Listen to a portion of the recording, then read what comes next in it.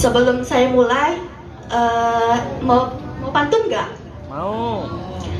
Dengerin ya. Ya. Kalau ingin makan ketupat, makanlah di waktu yang hangat. Kalau ingin mendapatkan rahmat, jawablah salam anak dengan semangat. Assalamualaikum warahmatullahi wabarakatuh. Waalaikumsalam warahmatullahi wabarakatuh. Alhamdulillahi rabbil alamin. Wabihi nasta'inu umurid dunya waddin.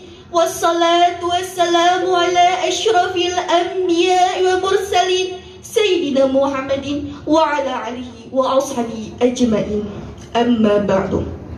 Segala puji bagi Allah, Tuhan semesta alam, yang mana Allah Subhanahu wa ta'ala telah menciptakan 7 lapis langit tanpa tiang dan menciptakan 7 lapis bumi tanpa gantungan.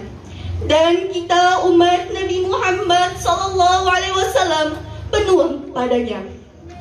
Salawat bertangkaikan salam mari kita hadiahkan kepada junjungan kita, Nabi kita, Rasul kita, Nabi Muhammad SAW, yang mana telah menegakkan, memperjuangkan kalimat La ilaha illallah dan memperbaiki akhlak manusia.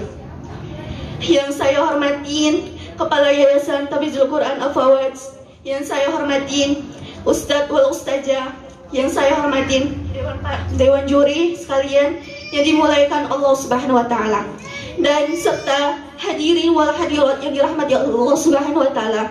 Semoga kita dimuliakan oleh Allah Subhanahu wa ta'ala dalam ta'abul ilmi.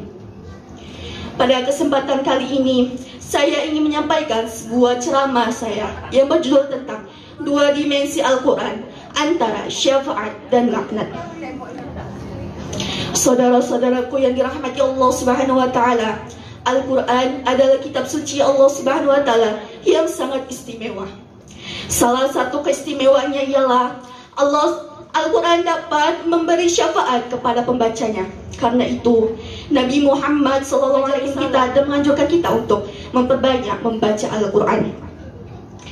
Sebagaimana sabda Nabi Muhammad, bacalah Al-Quran, sesungguhnya Al-Quran akan memberimu syafaat di akhir kiamat.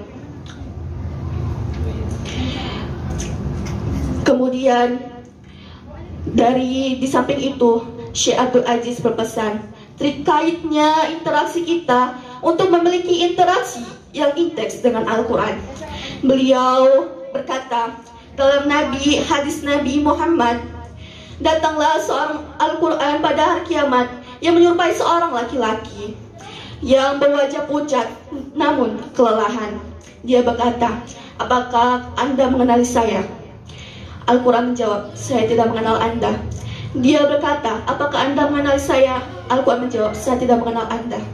Dia mengatakan, saya adalah teman Anda, Al-Quran, yang membuat Anda haus di siang hari dan menjaga Anda terjaga di malam hari.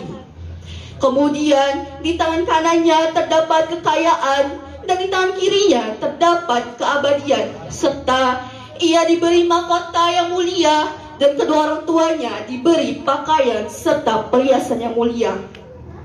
Dikatakan kepada mereka, mengapa kami memakai pakaian ini? Dikatakan kepada mereka, karena anakmu sedang belajar Al-Quran.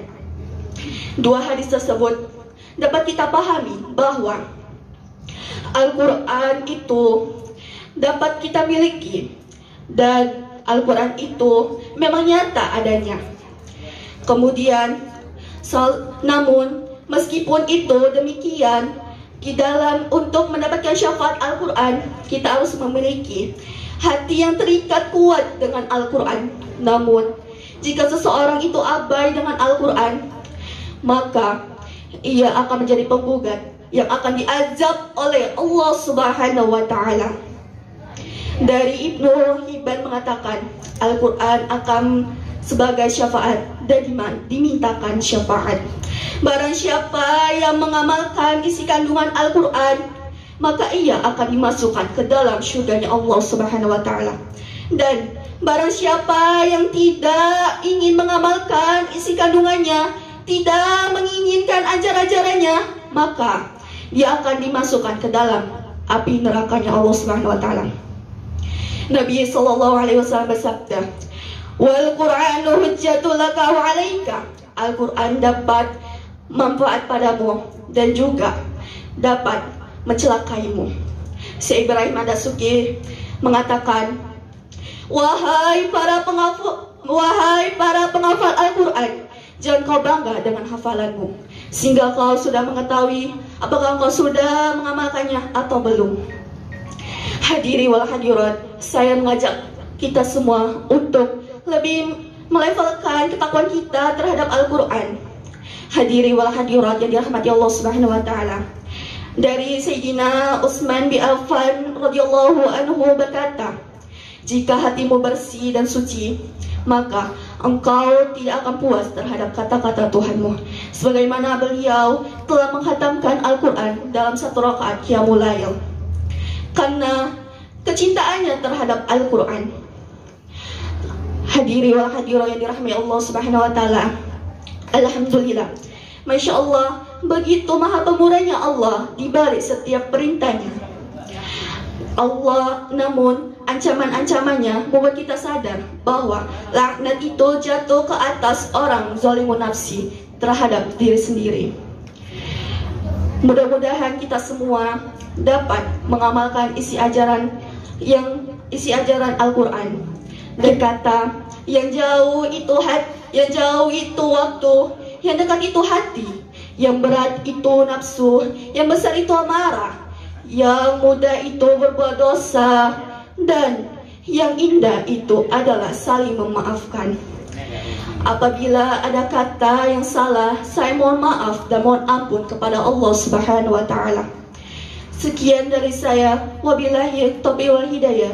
Assalamualaikum warahmatullahi wabarakatuh. اشرح صدري بالذكر